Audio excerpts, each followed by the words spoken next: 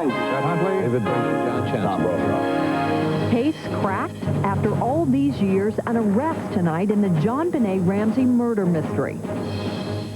High anxiety, a transatlantic flight diverted, luggage checked piece by piece, rumors of Al-Qaeda, a nation on the edge during a mid-air scare.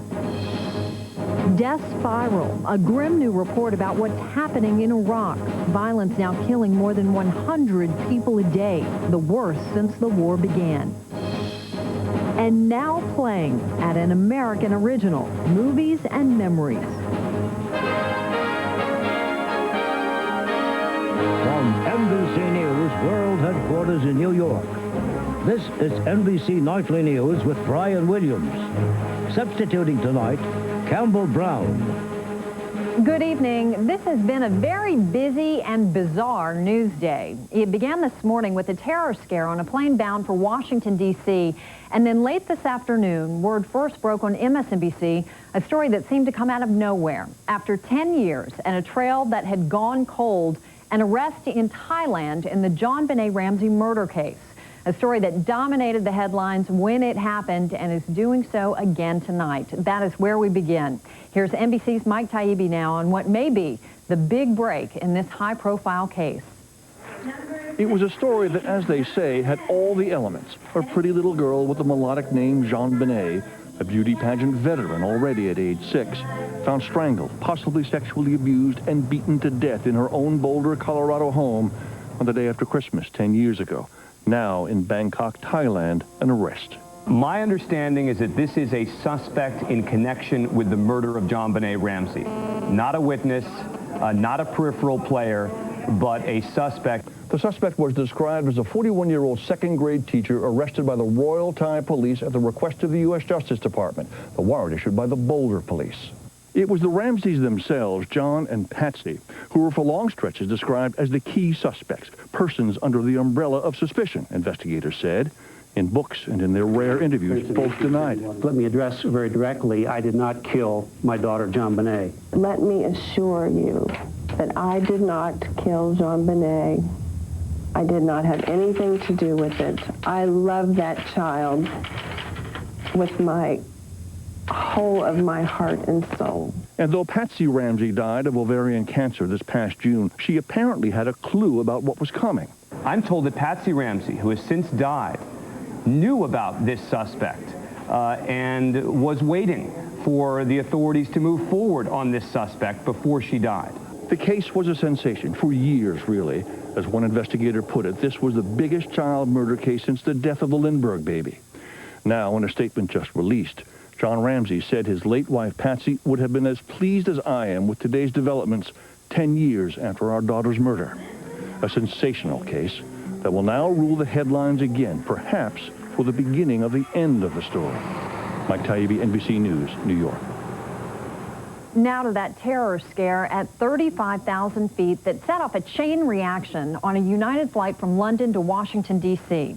A passenger's strange behavior prompted the pilot to declare an emergency. F-15 fighter jets were scrambled, and the United flight from London was diverted to Boston, where every single piece of luggage was then checked. This was not, after all, a terror attack at all, but nobody was taking any chances. Pete Williams has been tracking this story all day for us and joins us from the Department of Homeland Security with the very latest. Pete? Campbell, good evening. Officials here say there's no hint of terrorism in this case, and they now say that that plane was never in any danger, but it nonetheless made for a tense morning. United Flight 923 from London to Washington's Dulles Airport suddenly diverted this morning to Boston. Federal officials say about 2 hours before it was due, the pilot radioed a security alert code when a 59-year-old Vermont woman on board became distraught and stood up, like a panic attack, one official says. She resisted a flight attendant and a passenger who tried to subdue her and was eventually restrained. On the way in, the flight was escorted by 2 jet fighters, alarming some passengers, though not all. She seemed like somebody mentally ill. She was pacing up and down in the aeroplane. Well, we knew what was going on, but it wasn't a big deal. Luggage was rechecked and passengers were questioned post 9/11 precautions. The FAA says unruly passengers disrupt flights about 270 times a year, sometimes forcing planes to divert. And last December, federal air marshals shot and killed a mentally disturbed passenger in Miami who repeatedly claimed he had a bomb. A former airline security official says passengers can suddenly lose control. When you have the human factor and people are in an enclosed area, and particularly at 40,000 feet, there are a lot of issues that stress them, and sometimes they manifest themselves in strange ways.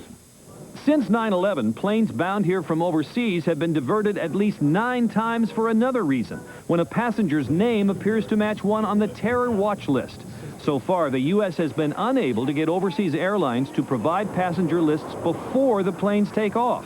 But today, Homeland Security officials revealed that they'll make that early notice a firm requirement. So if there's any security issues, we go ahead and handle that on the ground.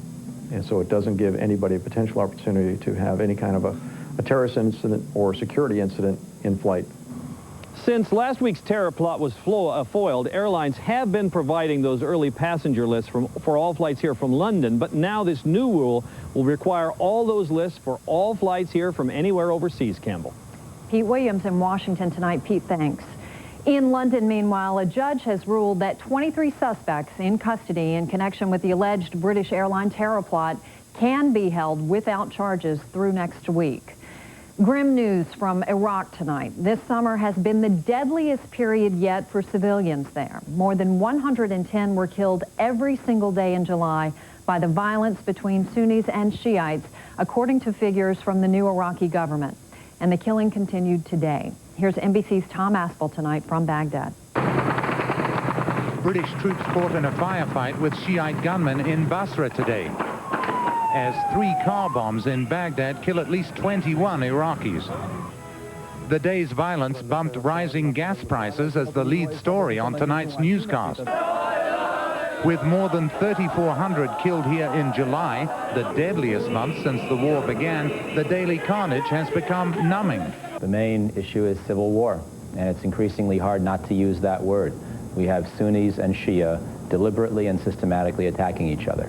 A new report from the United Nations says at least 17,000 Iraqis have been killed here in the past 7 months. And though the new Iraqi government has deployed a new security force in Baghdad made up of 40,000 U.S. and Iraqi troops, it may not be strong enough to prevent a civil war. And today, a new problem. The U.S. military says al-Qaeda may be developing a new strategy. Al-Qaeda in Iraq wants to present itself as a legitimate organization. It is striving to increase its operational power by building a political base with a military wing. Al-Qaeda might be trying to exploit Iraqi anger over high unemployment, just as Hezbollah did in Lebanon. Iraqis fear all-out civil war might lead to the partition of their country, which could trigger an even wider conflict in the region. Tom Aspel, NBC News, Baghdad. The Bush administration continues to insist publicly that Iraq is not spiraling down into civil war. But behind the scenes, there is serious concern about what is happening on the ground and what to do about it. NBC's chief White House correspondent David Gregory is at the White House tonight. And David, what are you hearing? Well, Campbell, as you say, there is that frustration, but Bush advisors tonight deny that the president is publicly expressing frustration with the Iraqi government and Prime Minister Nouri al-Maliki, who he's been supportive of, certainly. Nevertheless, privately, nobody's sugarcoating the problem. That is that Maliki's first effort to get security in Baghdad under control flatly didn't work. Now more U.S. troops are being deployed to the capital to prevent civil war. Officials say the president himself has pressured the Maliki government to take some tough stands, particularly against Shia militias aligned with Maliki's party, make some tough political decisions. They recognize that time is not on their side. There's great pressure to bring troops back to the United States, bring them back home. And as one aide said, the Maliki government has a limited window of opportunity to show some real progress. There's also political pressure on this White House at a time when it says that it's adapting the strategy in the war to win. They recognize they've got to show some progress and soon as well. Campbell? All right, David. David Gregory at the White House for us tonight. And now to the news from here in New York tonight. The release of more 9/11 emergency recordings from September 11, 2001. As NBC's Dawn Fratangelo tells us, the recently discovered tapes, mostly of firefighters talking to their own dispatchers, once again bring back the chaos and the horror of that day. World Trade Center on the 97th floor. Heavy smoke. Okay, sir, please try to keep calm. We'll send somebody up there immediately. The calls once again highlight the chaos and confusion of that day and the despair, like that of Melissa Doy, trapped on the 83rd floor. Hold on 1 second, please. I'm going to die, aren't I? No. I'm going to die. Ma'am, say your prayers.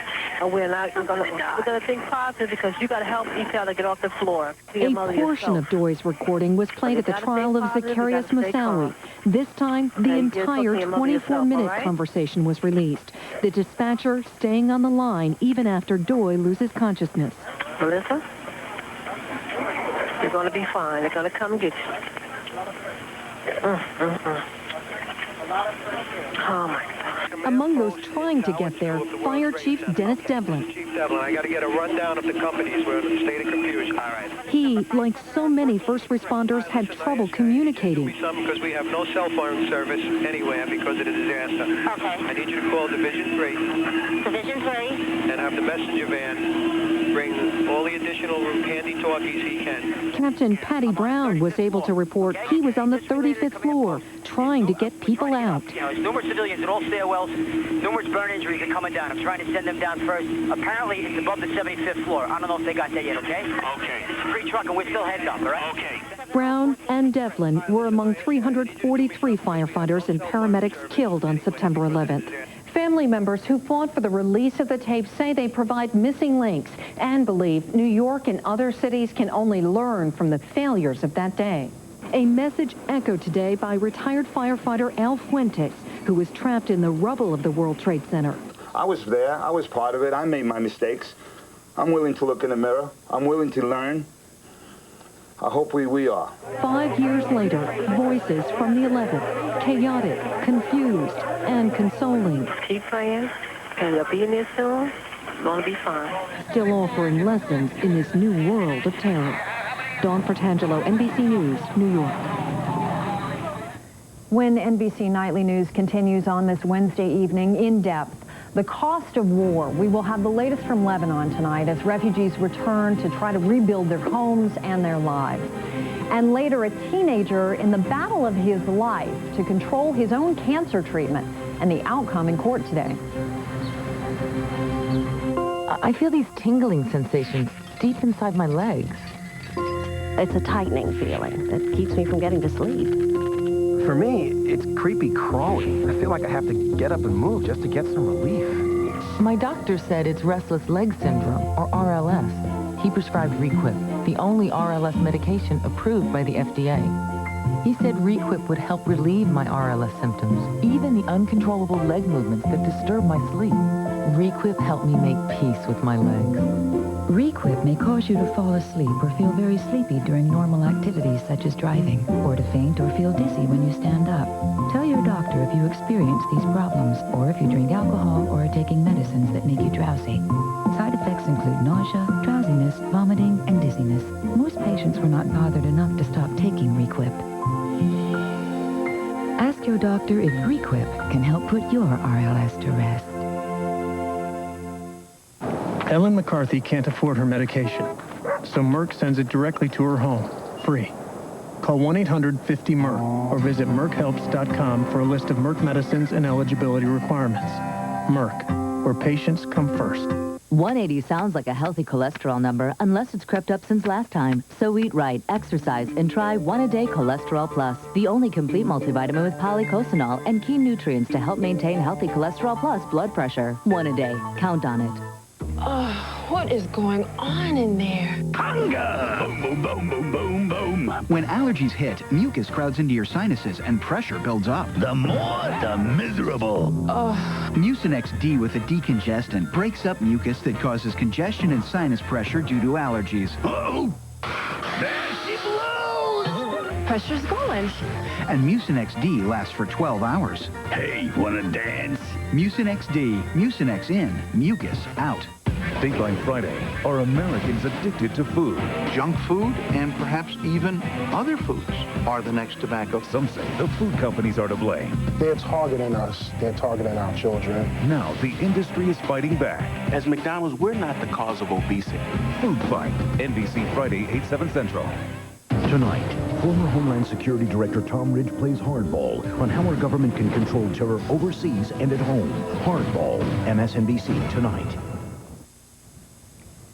NBC News in depth tonight, the cost of war. As Israel starts to hand over areas of southern Lebanon to a multinational UN peacekeeping force, Lebanese civilians are continuing to return home tonight, only to find there's nothing there, including money for rebuilding. Here's NBC's Martin Savage in depth. The Hussein family dig through what's left of their 4-bedroom Beirut apartment. Israeli airstrikes destroyed what Ali Hussein says was a palace.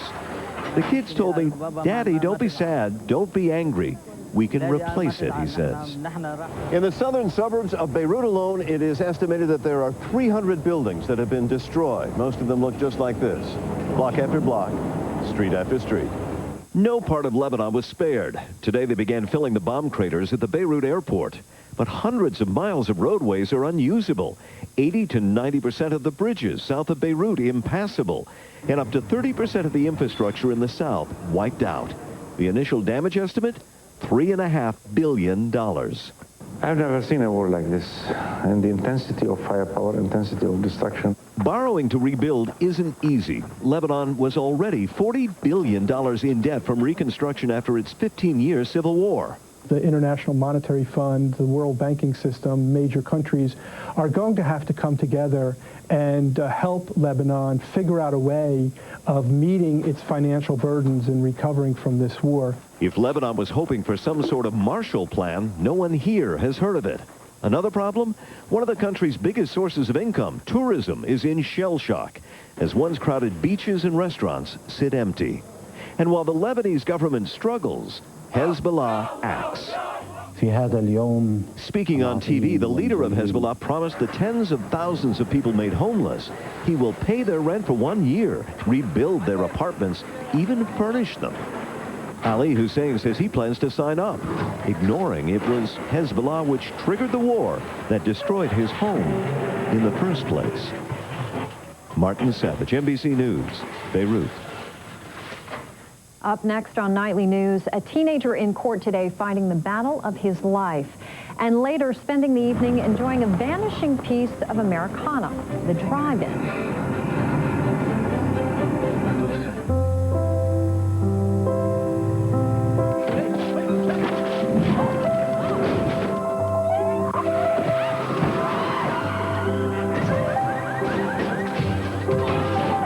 Six airbags.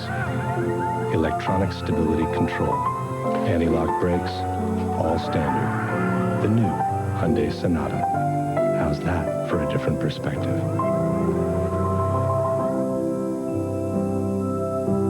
I'm Pete. I've had nice bosses, mean bosses, short bosses, tall bosses, she bosses, he bosses, they bosses, serious bosses, nervous bosses, and one kind of funny boss. Now I'm the boss, and my plan is to keep the boss happy. You do what you love. We'll help you keep your investments on track. Fidelity Retirement Income Advantage. Call 1-800-FIDELITY. Smart move. Heartburn? Painful. Zantac. Okay. Zantac quickly relieves heartburn. Better? Completely. Zantac's fast. Heartburn? Yeah. Prescription. Slow. A leading prescription can take a day or more to fully work. Zantac. Better. Zantac's fast. To relieve heartburn, to prevent heartburn, Zantac means fast relief. For heartburn, Zantac's fast. Win big in the Zantac Need for Speed Instant Win game. A 2007 Ford Mustang, a trip or two to Talladega Superspeedway, and meet me, Greg Piffle. See specially marked packs of Zantac. Nasal allergy symptoms like congestion can occur at any time, and it's hard to avoid the things that cause them. Prescription Nasonex helps relieve congestion and other nasal allergy symptoms. Maybe that's why 4 million nasal allergy sufferers used Nasonex last year. Side effects were generally mild and included headache, viral infection, sore throat, nosebleeds, and coughing. For more information, talk to your doctor. Nasonex keeps congestion and other nasal allergy symptoms on the run, day and night. It's really not so surprising that people can't always eat right. They just have too much on their plate to think about what they should put on their plate. That's why there's delicious Ensure, a source of complete balanced nutrition with protein, 24 vitamins and minerals. Have a a great tasting shake at breakfast or lunch, or as a pick-me-up anytime. So when you can't eat right, eat smart. Drink Ensure. Nutrition for a healthier you. Coming in just 1 month.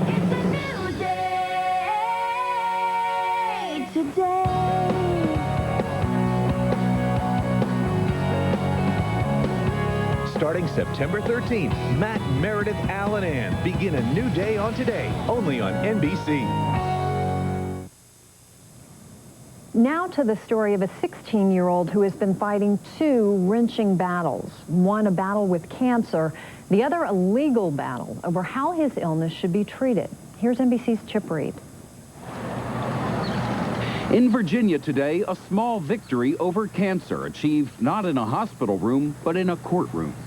Everything we fought for, everything that we wanted to ever have, we've won. What 16-year-old Abraham Cherix won is the right to fight his cancer his way.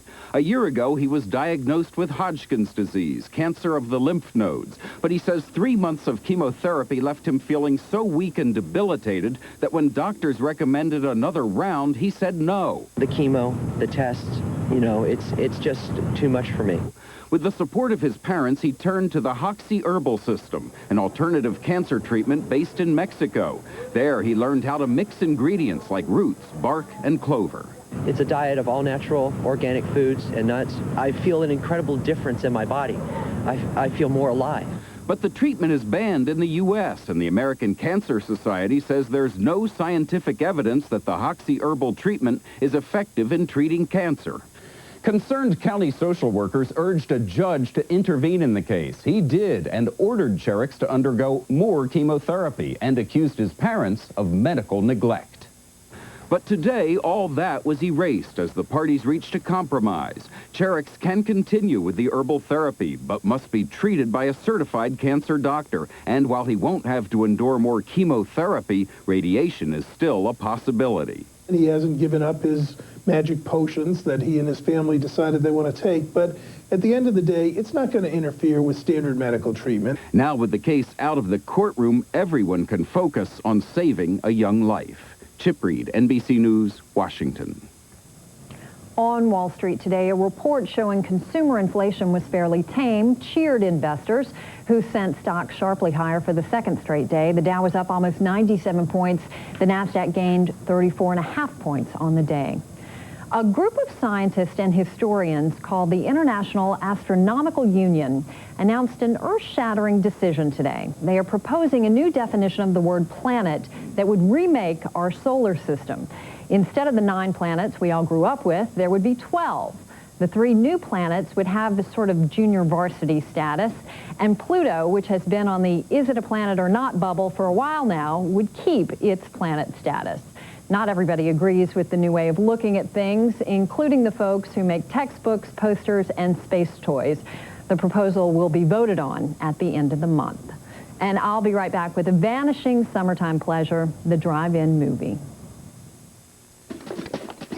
Cool. Just because you've got a lot of cleaning up to do doesn't mean you need a full-size paper towel to do it. Bounty Select-A-Size. Each sheet is 45% smaller, but it's 100% Bounty. Lab tests prove that when wet, our small sheet is stronger than their full-size sheet. So try the paper towel that cleans small spills with less waste. Select Bounty Select-A-Size, the smaller, quicker picker-upper.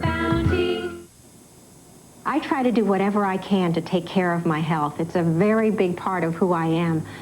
So when I found out I had osteoporosis, I knew I had to meet it head on. Then my doctor told me about Boniva, how it helps build strong, healthy bones to prevent fractures with just 1 pill a month. And I thought, hey, I can do this. Unlike other treatments you have to take once a week, I only need Boniva once a month.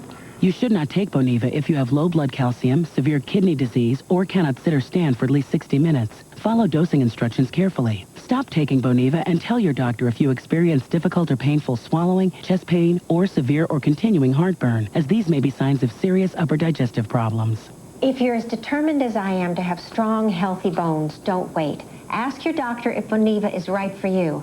I'm so glad I did. Once monthly Boniva. There's only one. Ask your doctor for a free trial offer or call 1-800-4-BONEVA. A rainforest, the ultimate torture test for your deck. Thompson's Water Seal Advanced, the ultimate protection. It seals out 99% of the water right from the start. For a longer-lasting deck, get the most powerful protection against water damage guaranteed. Thompson's Water Seal Advanced. If you think getting a full serving of fruits and a full serving of vegetables into a single juice is amazing, wait until you taste it. New Strawberry Banana V-Fusion Juice from the Ace. Don't just live, thrive. In the future, everyone will protect their eyes from sun damage like they protect their skin. Transitions lenses. They automatically adjust to changing light and block harmful UV rays and glare. So don't wait until tomorrow. The danger is here today, and so is the protection. Ask your eye care professional about Transitions. Visit transitions.com to find an eye care professional and learn more. Want to take that special trip? iVillage can help. Every day, iVillage is giving away up to $1,000 in free gas money. Free gas at iVillage.com. Summer in Brooklyn, the boardwalk, roller coasters, beach volleyball. Beach volleyball? The AVP comes to Coney Island, the Brooklyn Open, Saturday, 4:30 Eastern, NBC. Who knew? There was a time when a summer night like this one meant watching a night, or with the family, watching the stars, under the stars, on the silver screen at the drive-in. Back in the 1950s, America had about 4,000 drive-in movie theaters. Well, today they're all but a memory. Only a few hundred are still in business. NBC's Roger O'Neill paid a visit to one old world survivor just outside of Lexington, Virginia. Remember real butter on popcorn, snow cones drenched with syrup, and hamburgers which tasted like, well, hamburgers? It's showtime. Remember the drive-in? Hey, it's a beautiful night for the movies here at Hall's Drive-In, and we're glad you're here. Here is Lexington, Virginia, where time on a summer weekend takes a back seat to a double feature. This is a family tradition. A tradition more than 3,000 American towns have lost since the 1980s as land values and entertainment tastes changed. But when Hall's Drive-In closed, this town focused on saving it. It's like sitting on the front porch. Because the view for Elise and Eric Sheffield was too good to lose. Drive-ins are a special place. There's something magical that happens here.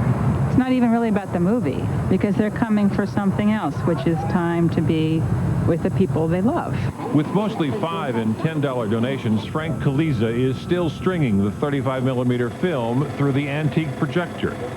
So if something breaks down, it's baling wire and a string. Well, sometimes it's paper clips, duct tape. Hall's Drive-In is now community-owned and open. Showing PG movies and charging just $5, kids are free, it's not unusual to get a full house. It's a family atmosphere, you know, and it's affordable. If you're old enough to remember drive-ins, you remember how you tried to get in sometimes. In the trunk of your buddy's car. Oh, that hurts. And that still happens today. Some things never change. Whether it's an antique car club or a pink Cadillac, the drive-in strikes a nostalgic chord of a slower, simpler, safer world. As one said, this is the way it should be. Roger O'Neill, NBC News, Lexington, Virginia. And that is our broadcast for this Wednesday night. Thank you for being with us. I'm Campbell Brown. We'll look for you right back here tomorrow night. Have a good night.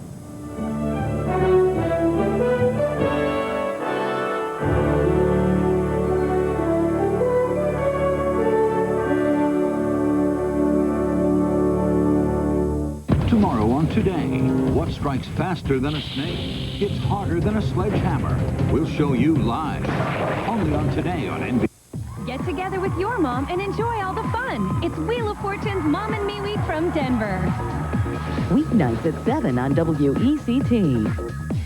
After last week's security scare, companies are now trying to develop machines that will help find concealed explosive liquids. We'll show you how tomorrow on Carolina in the Morning. Dear Dr. Z, my class is learning about the environment. What are you doing to help?